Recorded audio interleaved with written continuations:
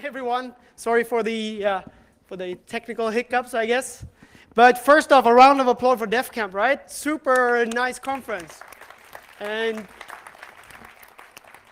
yeah, thank you all for coming here to listening to this talk. It will more or less be a little bit of a rant about things that I see when I work. And what do? I am a plumber. No, I'm not a plumber. I work as a security consultant for Assured and Cure 53. It's a complicated love story. I own a consultancy called Assured, but I spend all my time pen testing with the penetration team Cure 53. So what do? I do a little bit of everything, but my main focus areas is around infrastructure. So I started out very early with VPN stuff. I would say that I know the OpenVPN code base pretty well. And do a lot of penetration testing on VPN services, as well as scriptable infrastructure. But we're going to talk a little bit more about that later. My clients range from Linux Foundation all the way to Mozilla, where I do a lot of IoT penetration testing. So I've been hacking toys for a couple of weeks. Pretty nice. They will be out soon. We did one really neat toy called Cloud Pets. Anyone heard about Cloud Pets? There's a little nice unicorn where you can press the pause.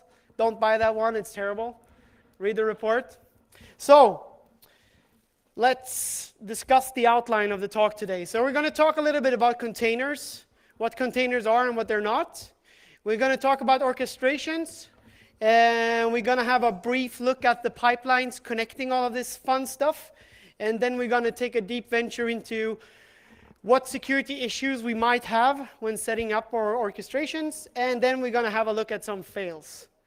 That's what we're going to do.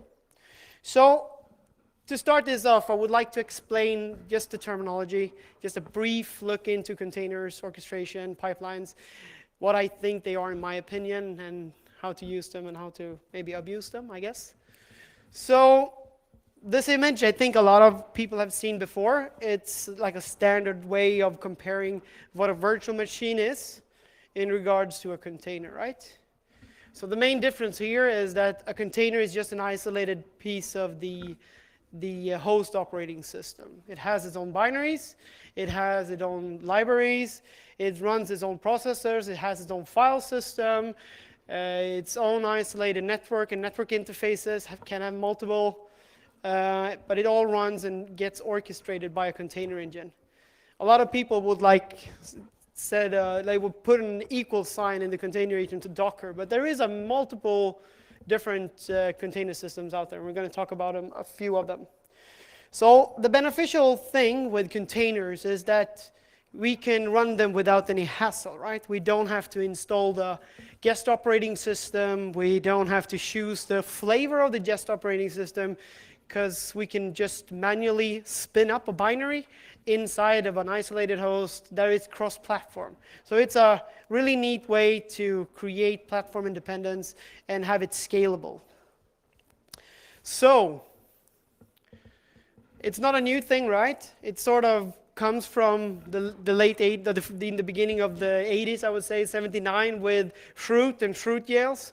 And it's sort of all built up on that topology. So in the early days, we had Fruit jail escapes. Anyone knows if we have the same problem today? Might have, right? And then we sort of